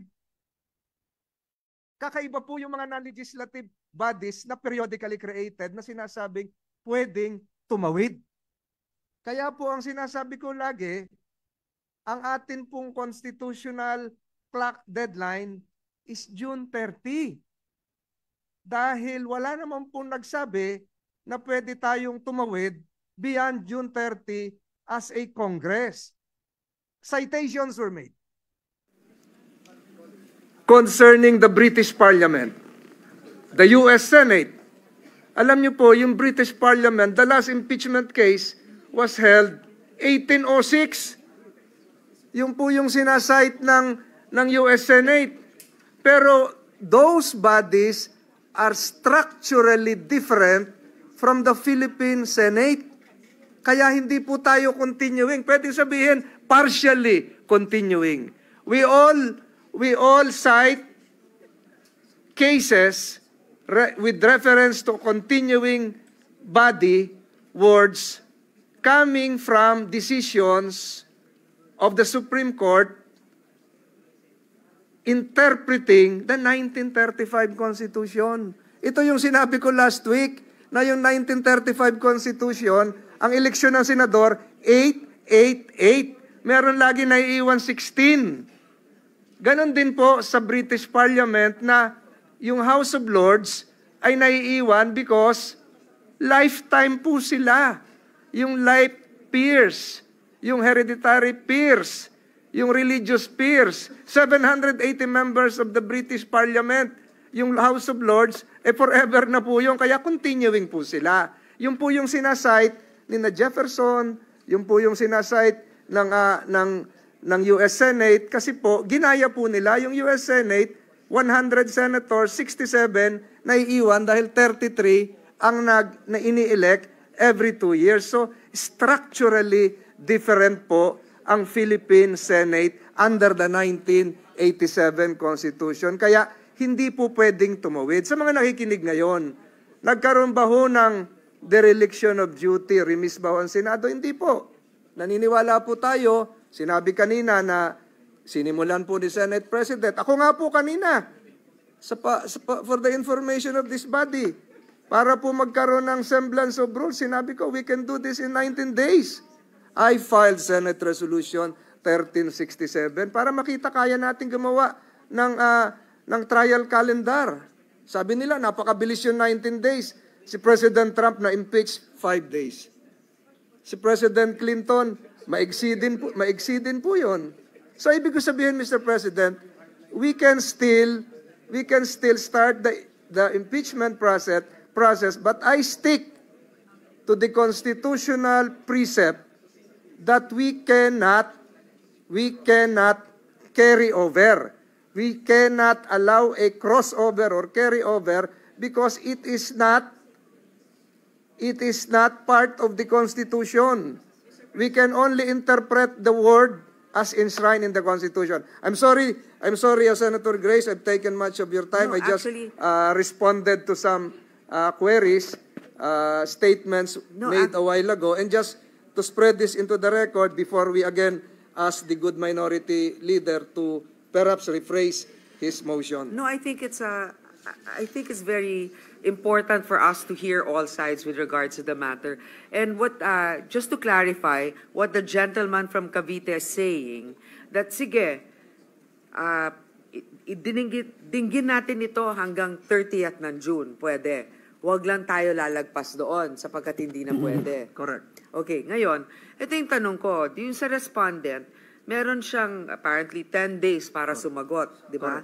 Hindi pa na-file na ba sa Committee on Rules dito? Not yet. So, has she been notified already of what she has to face? And has the 10 days started? Not yet, right? Not yet. Okay, so meaning, if let's say we start on the 11th, which is Wednesday, or even tomorrow, which is the 10th, so hindi pa talaga sila pwedeng humarap hanggang 20th. Kasi 10 days di ba? So, pwede ba tayo magkaroon ng hearing na yung respondent ay hindi pa ready with her reply? I mean, is there a process within the impeachment that does not require the respondent to be present yet? It's just the presentation of, evidence. I mean, this is just a parliamentary query. Meron po kasi magko-constitute nga as an impeachment court at manunumpa. Manunumpa yung Senate President as the presiding officer of the trial court. Manunumpa rin po lahat tayo. So hanggang panunumpa lang. How about the presentation of evidence? Pwede ba? Wala pa ho. Yung presentation ng articles of impeachment to be done by the panel of prosecutors. Yung susunod-sunod, pag nagkaroon na ng joinder of issues after the submission of the answer, doon na po matitrigger po yung iba. Yung prosecution has the right to reply.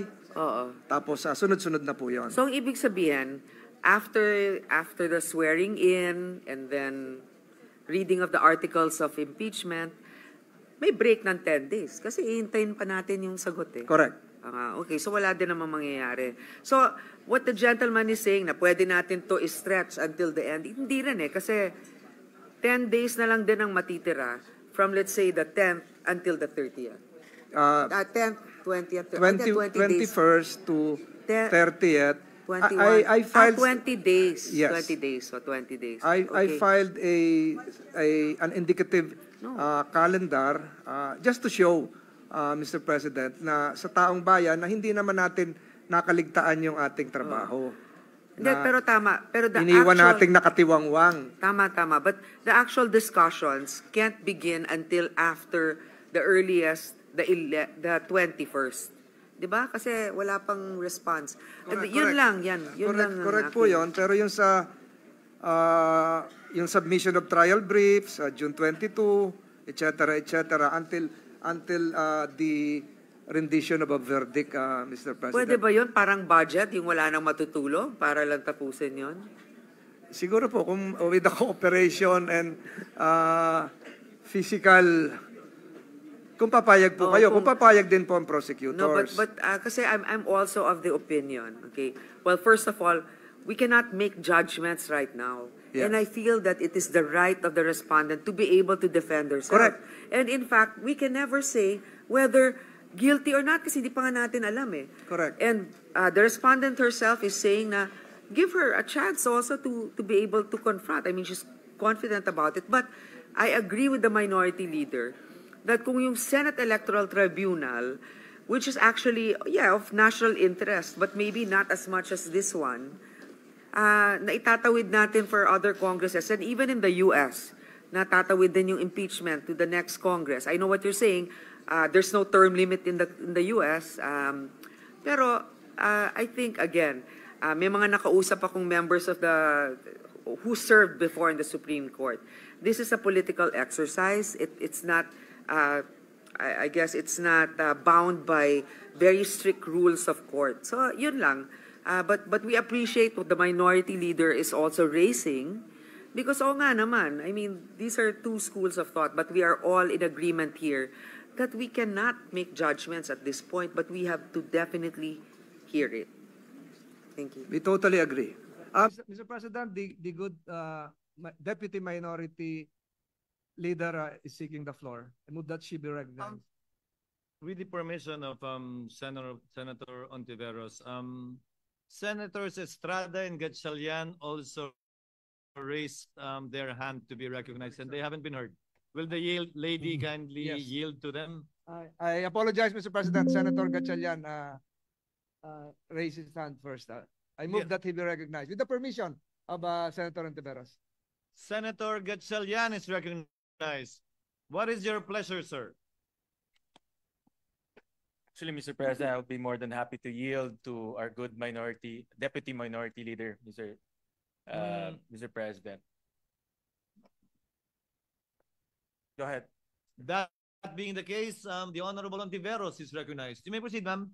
Salamat, Mr. President, at salamat sa good gentleman from Valenzuela.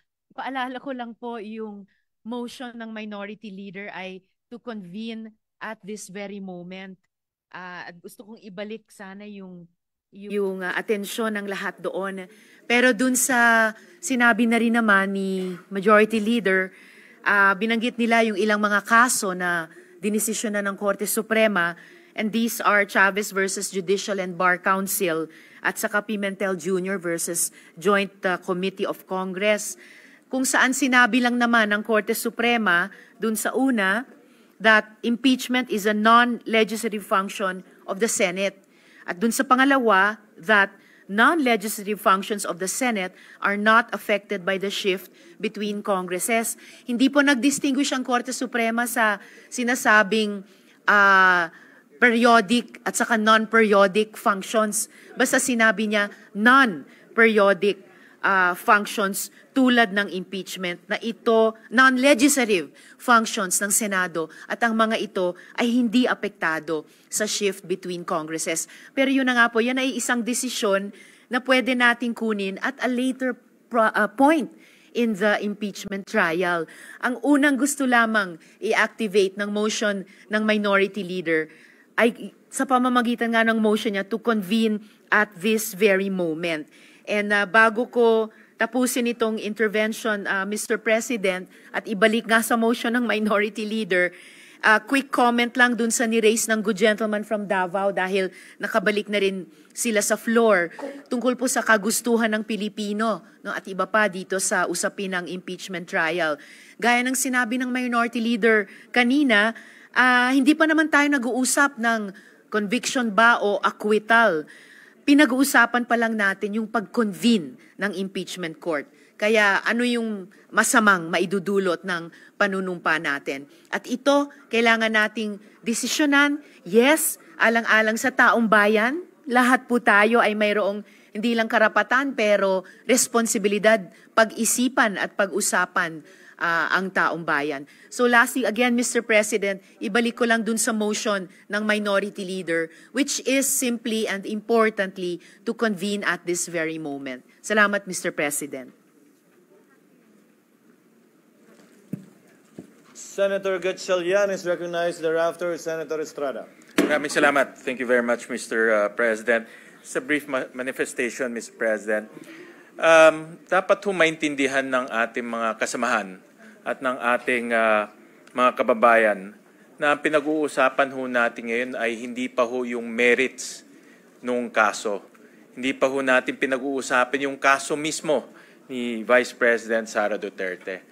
Ang pinag-uusapan lang natin ngayon yung ating constitutional duty under Article 11, Section 3, Number 4. Na kung saan, pag na-transmit na sa atin ang Articles of Impeachment ng House of Representatives, Senado na po ang mag-hold ng trial. Ito po ang sinumpaang responsibilidad natin sa ilalim ng saligang batas. At ito rin po ang sinumpaan nating duty or solemn duty nung tayo po ay naging senador. Natatandaan ko nung 3 years ago, nanumpa tayo to support and defend the Constitution. Kaya mga kasama, dapat natin maintindihan na ito rin po ay parte ng proseso natin pagdating sa accountability. At napakahalaga po ang proseso. Para sa akin, ang proseso ay isang bagay na dapat natin sundin dahil ito po ang magpapatibay po ng ating sistema ng demokrasya. Kung titignan natin, hindi malayong lugar, dito po sa Asia, sa South Korea, kung nagkaroon rin sila ng impeachment process doon. Yung kanilang Pangulo ay na-impeach. At nung yun po ay nangyari, katulad rin po sa atin, marami rin po lumabas sa kalsada, marami rin po nagpapahiwatig ng kanilang saloobin, at mukhang magulo pag nanonood tayo ng telebisyon. Pero kung tatanungin natin yung mga investors, tatanungin din natin yung mga kaibigan nating South Korean, kampante sila na hindi mangyayaring isang napakalalang gulo sa kanilang lugar dahil alam nila ang proseso ay nasusunod. Yung proseso ng impeachment sa kanilang bansa ay nasusunod. At ganun nga ang nangyari. No, nagkaroon ng pagdinig, na-impeach yung kanilang Pangulo, nagkaroon ng isang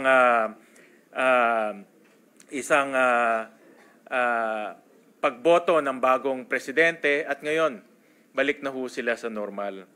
Kaya mga kasama, ang aking punto dito ay ang proseso ay napakahalaga para po maging matibay po ang sistema ng demokrasya natin at higit lahat, magkaroon ng malinaw na pananagutan ang mga personalidad na binigyan natin ng tiwala para po manilbihan sa ating bansa. Hindi lang po ang impeachment ay hindi lang po limitado sa Presidente at Vice President. Kasama dito members of the Supreme Court, members of the Constitutional Commission, ang Ombudsman ay kasama dito. Kaya kung ano po ang ginagawa natin ngayon, ay ganun rin pong pananugutan na gagawin ho natin sa ibang personalidad kung sila po ay magkakasala. Kaya mga kasama, muli, ito po ay hindi na po nating desisyon o hindi na po nating choice. Ito po ay ang ating constitutional duty at ito po ay ang ating sinumpaan na responsibilidad nung tayo po ay naging senador. At meron po rin akong isang katanungan sa ating minority leader, no, ang movant nitong motion ho natin. May mga narinig rin po ako sa television kanina na ito pong articles of impeachment ay tila merong constitutional infirmity. At gusto ko siyang tanungin dahil hindi lang ho dahil siya po ay movant, alam ko nag-top rin ho siya sa bar once upon a time. Kaya gusto ko malaman gusto ko marinig ang kanyang opinion na meron ba hong kapangyarihan ang Senado para po desisyonan kung ang articles of impeachment ay dapat po dinggin o hindi dinggin dahil po sa mga komplikasyon or constitutional infirmities na opinion po ng ibang mga abogado. Senator Pimentel may respond. Yes. Since I also want to respond, Mr. President. Well, I'm proceeding from my analogy of the Senate as a court, as the impeachment court. So meaning to say, we will allow the respondent or the impeached officer to put all of his or her objections against the case, against her in her answer. In her answer to the articles of impeachment. Lagay niya lahat doon. So therefore, if that is now my answer to the gentleman, that means that we can resolve such an issue as the impeachment court. So, tama yung motion ko. If there is such let's convene. Kasi actually it's really more compliant with the Constitution eh. As soon as possible, convene na natin yung court. And then ulitin ko, ang purpose natin today is for the presiding officer to take his oath, for the presiding officer to administer our oath, to call the case against the Vice President, and then we can come up with the calendar for the trial of the said case. So part na dun sa trial, sa calendar for the trial of the said case, kailan mag-a-appear ang House Panel of Prosecutors. Okay, if we will not touch the original plan of the Senate President, that means Wednesday pa yun so June 11, Wednesday ng 4 p.m. But of course, we as a court, we can advance that appearance. Simple communication lang naman yun or notice to them to come here tomorrow. Kunyari, if should my motion prevail. But such an allegation of that the articles of impeachment is constitutional infirm and therefore should not be heard, is that within the ambit or within the jurisdiction of the impeachment court to determine under the Constitution and also as well as under our rules? Well, in the name of due process and to be fair to the respondent or the impeached officer, we should allow that person to put everything there, lahat ng objections niya against the case against her or him. So, lagay niya lahat doon.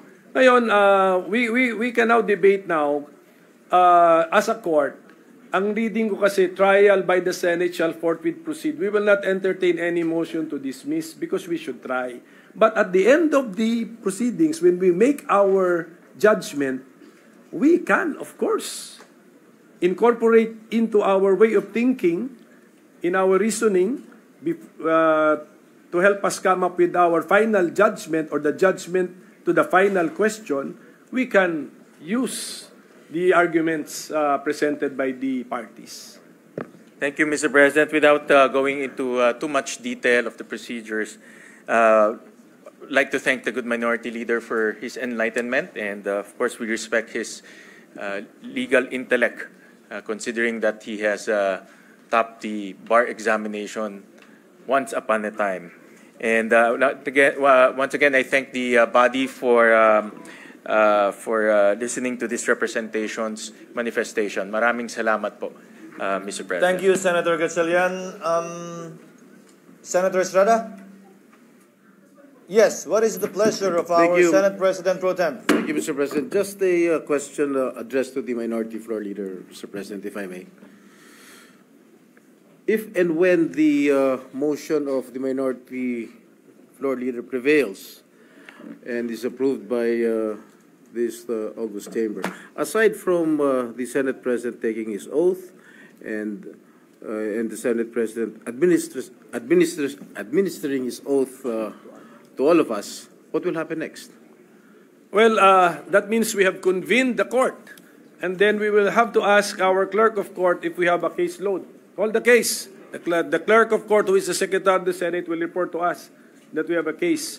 And then, since we have already convened the court, we should take advantage of the convening of the court by coming up with the calendar for the trial of the said case.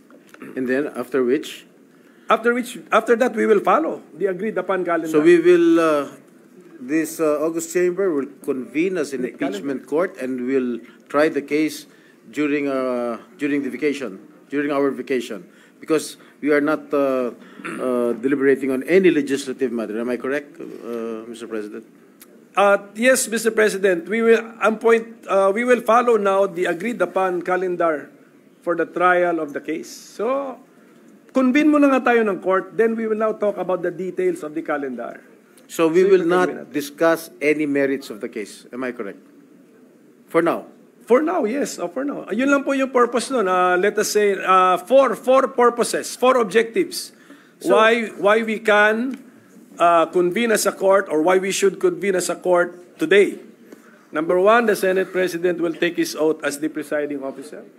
Then we will take our oath before the Senate President. We will call the case against the Vice President, and we will now come up with the calendar on how we will try the case.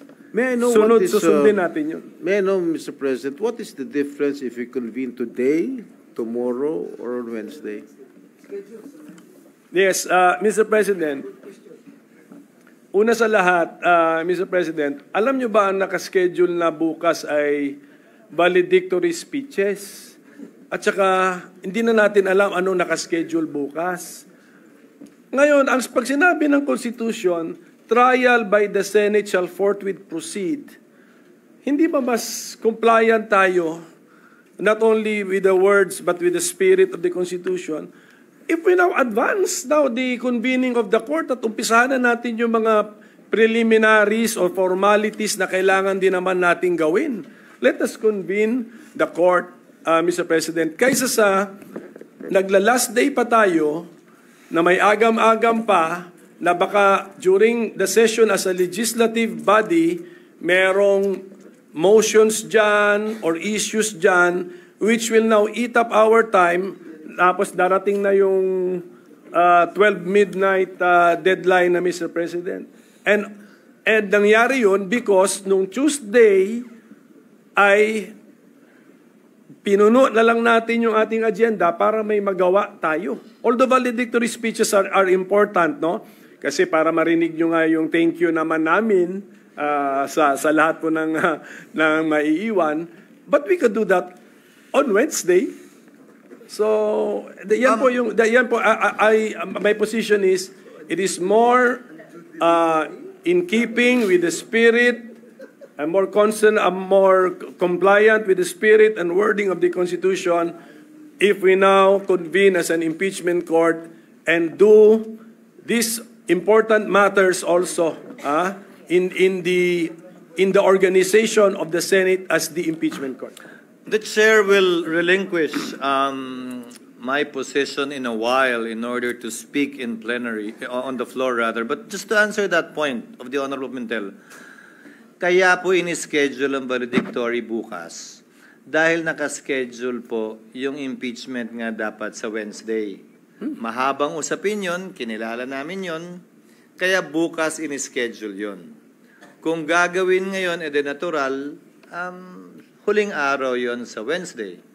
Dahil hindi pa natin alam ng mga panahong yon kung kaya na nga ba ng hanggang Lunes na ma-ratify lahat ng mga hinahabol nating panukalang batas. Just for the record, and lest as persons be cast na magbabaliktorin na kayo, hindi pa nyo ginagawa, because that was the schedule and nobody questioned it until today. So that was scheduled supposedly on that date. But just on that point, Senator Estrada may proceed. No, I have no more questions. Yes, I think the Senate President has already voiced out his own opinion during one of his press conferences. But I'd rather say it on the record here too, Your Honor. Senator Tulfo intimated to this representation his desire to speak on the matter as well. Mr. President, I'd like to make a very short manifestation. Nahalata ko kanina pa tayo back and forth, para nag-aaway na tayo dito. To solve the impasse siguro, we'll have to put it in a vote, whether to convene today or tomorrow. Somehow we have to convene come what may. Magbutuhan na lang tayo para matapos na.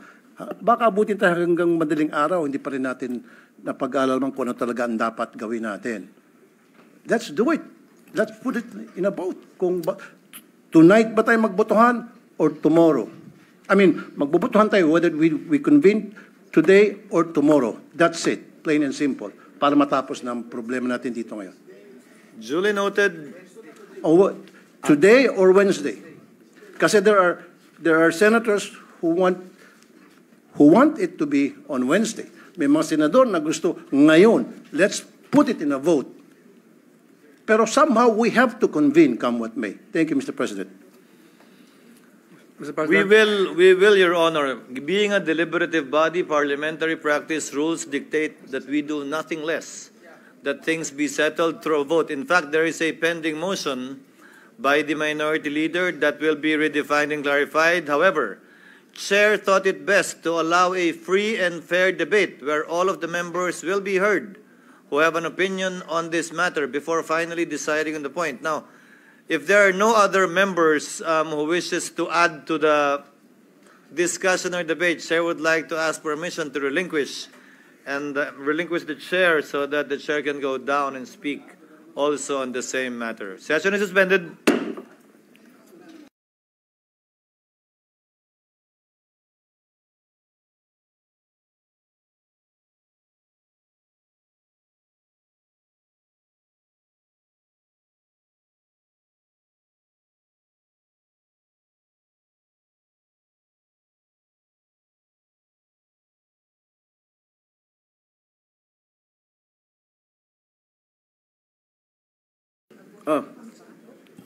Session suspended.